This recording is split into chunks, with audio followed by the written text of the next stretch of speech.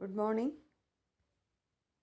So now we are starting with the dissection of pelvis, and you have already seen the dissection of pelvis, and one of the organ you find there is urinary bladder. So in this session we'll deal with the basic parts of urinary bladder.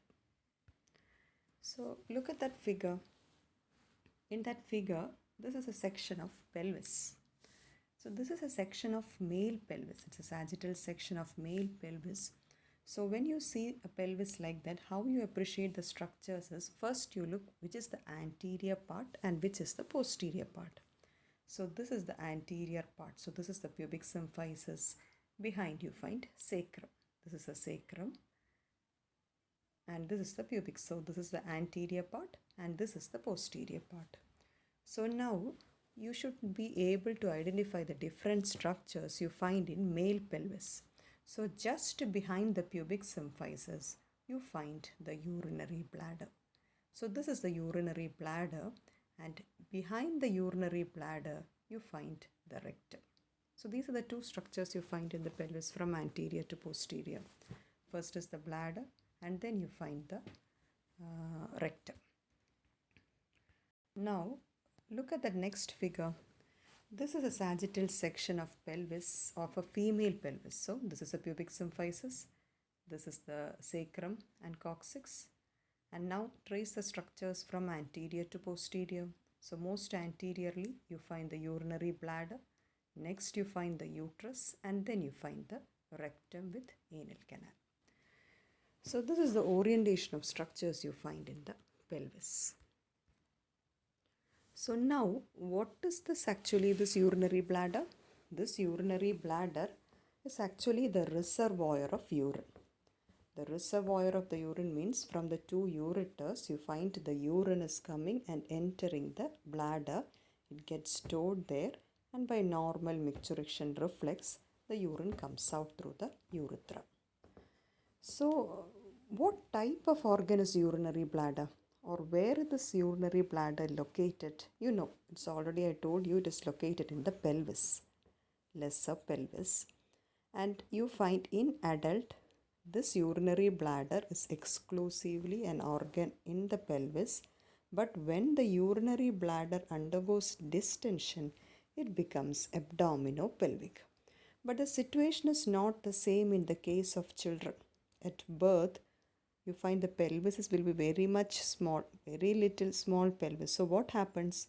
The urinary bladder will be more of abdominal, and then what happens as the pelvis develops, the bladder now descends towards, not descent, it will be growing towards the pelvis, and then it becomes a pelvic organ by about puberty. So that is the change you find in adult as well as at birth. So now what is the shape of the bladder? The shape of the bladder or empty bladder, you find it is tetrahedral in shape and occupying the pelvic region. But when it becomes fully distended, it becomes ovoid in shape, and when distended, it becomes abdominopelvic. Fine. So the normal bladder, empty bladder, the shape is tetrahedral. So now look at that. You are seeing the bladder. This is the bladder, and this is the bladder, and you find the peritoneum is covering the superior surface of the bladder. Look at that. And then this peritoneum, that green colored peritoneum, is being reflected on towards the anterior abdominal wall. Now what happens is when the bladder becomes distended, you look at that, the bladder is distended and it becomes abdominopelvic. Now what happens is this peritoneal fold that is present from the superior surface peels off from the superior surface, thereby exposing a large amount of this inferolateral surface of the bladder to the anterior abdominal wall, thereby helping a suprapubic cystostomy. So that is one of the very important relation that you should remember in the case of a distended bladder. What happens? That peritoneal fold which was there on the superior surface gets peeled off from the superior surface, and that causes a large amount of inferolateral surface getting exposed. Fine. So now we come to the parts of the bladder. Sorry. So now I'm saying the parts of the bladder, it has got an apex. So this is the apex, this is the base, a superior surface, two infrolateral surface and a neck. So now you are so much confused. What are all these parts? So now there is a very easy way to remember all these things. Shall I say that? Look at that figure. That is one of the position you find or one of the mudras you find in dance. So just hold your hand like that in that position. When you hold that your hand in that position, this anterior part where all those fingers converge together, that is the apex of bladder. So look at that, it is a tetrahedral in shape and this part is the apex of the bladder. Now this part, the posterior part here, this posterior part, that is what is termed as the base or the posterior surface. Fine. So the bladder has got an apex. This is the apex where all those 4 fingers or 5 fingers meet. Behind you find this is the base of the bladder. Now where the 4 fingers comes above, in the above you see this part where the 4 fingers comes above, that is the superior surface of the bladder. Fine. And you look at the way in which you hold your finger. You appreciate the thumb there, the thumb. Fine. When you appreciate the thumb, on either side of the thumb you find 2 more surfaces and these 2 are the infrolateral surface. Okay. So the bladder has got an apex, it has got a base, it has got a superior surface and the thumb will be forming your anterior border of bladder and that will separate the 2 infrolateral surface. So now where you get the wrist region, that will be corresponding to the neck of the bladder. Fine. So now I have already described it has got an apex, a base, a superior surface and 2 infrolateral surface. How many borders are there? I have already told you the thumb region of your hand will be corresponding to the anterior border. Look at that, that is the anterior border. And your 2 fingers, that is the index finger and the little finger. This is the index finger, the other side you find the little finger. That will be corresponding to the 2 lateral borders. Fine, lateral borders. And behind this region where all those 4 knuckles meet, that is the posterior border. So how many borders? An anterior border that is corresponding to your thumb will be there. Then you find the 2 lateral borders and behind you find the posterior border corresponding to the knuckles. So this lateral border you find will be separating which all surface? The lateral border will be separating first about the superior surface from the infrolateral surface. You got it? What about the anterior border? That will be separating 2 infrolateral surface. And what about the posterior border? That will be separating the superior surface from the base or the posterior surface of bladder. Is that clear now? Okay. So now it's very easy. Recall it. This is the apex. This is the base, superior surface, the 2 infrolateral surface, the anterior border, the 2 lateral borders, and finally the posterior border, and finally the neck of the bladder. Excuse me. So now we are familiar with the parts. Now we go to the important peritoneal relations of the bladder. So first we'll discuss the male relations or the relations of the bladder in the case of male, and then we'll go on towards the female. So this is the male pelvis. So this is the urinary bladder and this is the rectum.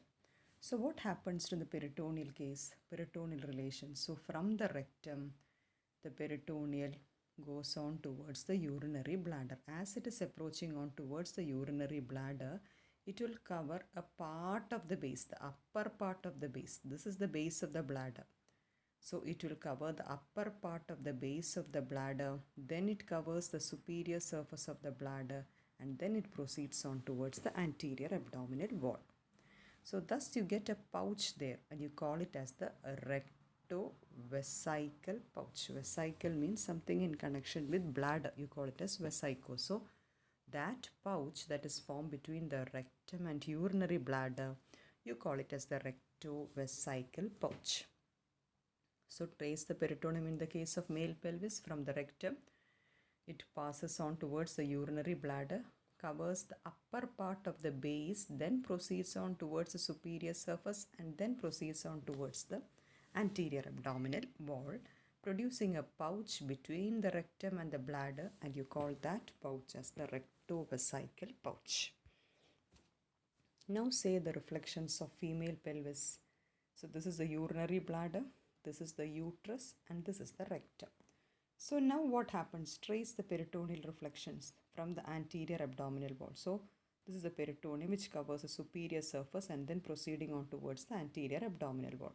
What happens is this peritoneal reflection after covering the superior surface will be proceeding on towards the uterus there, and it produces the first pouch there between the urinary bladder and the uterus, and you call that as the uterovesical pouch. So this is the first pouch, uterovesical pouch. So from the superior surface of the urinary bladder reaches up to the isthmus in the anterior part.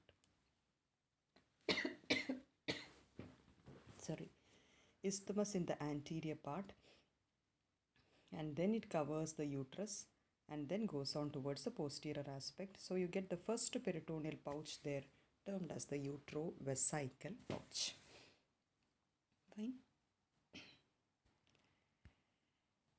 So now you should know about some relations of the different surfaces of bladder. So first we start with the apex. So this is the apex. So this apex gives attachment to the median umbilical ligament, and that is the remnant of allantois or urachus. So the apex gives attachment to the median umbilical ligament. Now we are talking about the base of the bladder. So I already told you what is the relation of the base in the case of male pelvis. I told you the upper part, small part in the upper part of the base will be covered with peritoneum, but the lower part of the base is non-peritoneal. It is non-peritoneal and it is mainly related to two structures. Look at that. One is ductus deferens and other is seminal vesicle. So these are the two structures you find there. Ductus deferens and seminal vesicles, and you find that lower part of the posterior surface or the base is separated from the rectum by an intervening fascia, and you call that fascia as Dennen-Willers's fascia. Okay, Dennen-Willers's fascia. So look at that figure. That is the posterior view of the bladder, and in that region you are seeing the posterior part. So this is the upper part. This upper part is covered with peritoneum, but this lower part is non-peritoneal, and you find that posterior part is related on either side to seminal vesicle and ductus deferens or vas deferens. So this triangular region you find in the posterior part or the base of the bladder, formed above by the peritoneal reflections and on either side by the ductus deferens. This region is what is termed as external trigone. Okay. So for bladder, you find both external trigone as well as internal trigone. Now I am talking about external trigone. External trigone is a feature you find in the posterior surface or base of the bladder. Now what is the relation of the base in the case of females? Look at that. This is the base, and you find this part is actually related to the anterior wall of vagina. Look at that. It is related to the anterior wall of vagina, and it is exclusively non-peritoneal. So now you know the relation of the apex. You know the relations of the base. Now we go to the superior surface. The superior surface of the male pelvis, look at that. The superior surface will be whole covered with peritoneum, and after that it is proceeding on towards the anterior abdominal wall. This peritoneum will cover the superior surface and upper part of the base till the external trigone, and then it is proceeding on towards the rectum so as to form a pouch there termed as the rectovesical pouch. What about the relations of the superior surface in the case of females? Look at that, only the upper part, most of the part of the superior surface is covered with peritoneum. But the posterior most part of the superior surface in that region, it's not covered with peritoneum. There it is directly related to the cervix of the uterus there. Look at that, it is related to the cervix. But the rest other regions of the superior surface is peritoneal. And there you find a well-defined pouch between the vesica and the uterus, and you call it as the utrovesical pouch. Now we have finished apex. This is the apex related to median umbilical ligament. You know the relations of the base in the case of male and female pelvis. Male pelvis, upper part, a small part was peritoneal. Lower part related to what all? Seminal vesicle, ductus deferens, and you should be familiar with what? External trigone. And in the case of females, that base was related to the anterior wall of vagina. Then we studied about the superior surface. The superior surface was related to peritoneum. In the case of the males, the whole of the superior surface is covered with peritoneum. But in the case of females, only 3/4 major, 3/4 is covered with peritoneum. The posterior most end will be related to cervix of the uterus, and then you find a well-defined pouch there termed as the utrovesical pouch. So that much we have learned, and now we come to the inferolateral surface. So this is the inferolateral surface. So this inferolateral surface of the bladder is related to a space, and that space is what is termed as space of retzius. Retzius, space of retzius. Look at that, this is a space of retzius. So between the pubic symphysis and the inferolateral surface, you find the space of retzius, and the main content you find there is retropubic fat. Retropubic fat, and the floor of that retropubic space or retropubic space or space of retzius is formed by a ligament termed as the puboprostatic ligament. That is one of the support of this bladder. So that puboprostatic ligament will form the base of the space, that is the space of retzius. So inferolateral surface anteriorly is related to the space of retzius, and once you move posteriorly, it will be related to levator ani. So this is your bladder. This is the pubic symphysis. This is the bladder. So these are the two inferolateral surface. So you find this is the space of retzius covered with fat. And now the relations, this space, this inferolateral surface is related to the retropubic space or the space of retzius in the anterior part, and once you move posteriorly, it is related to levator ani and obturator internus muscle. So with that we finish this space. Now we come to the last part, neck. So neck is the beginning of urethra, and you find this neck is the most fixed part of the bladder. The most fixed part of the bladder is the neck, and to be more precise, it is 3 to 4 centimeters behind the lower border of symphysis. Okay, and where does this neck rest? In the case of males, it rests on the prostate, and females, it is very closely related to the superior fascia of urogenital diaphragm. So you must be a bit confused. I'll show you the figure and then it becomes clear. So this is a male pelvis. This is a female pelvis. Look at that figure. First we'll look at the male pelvis. So this is a urinary bladder. This is approximately the neck region, and you find the neck is actually lying or very closely related to prostate. This is a prostate. So it is related to the base of the prostate. In the case of females, look at that. This is a female pelvis, and this is the neck, and the neck is related to the superior layer of urogenital diaphragm.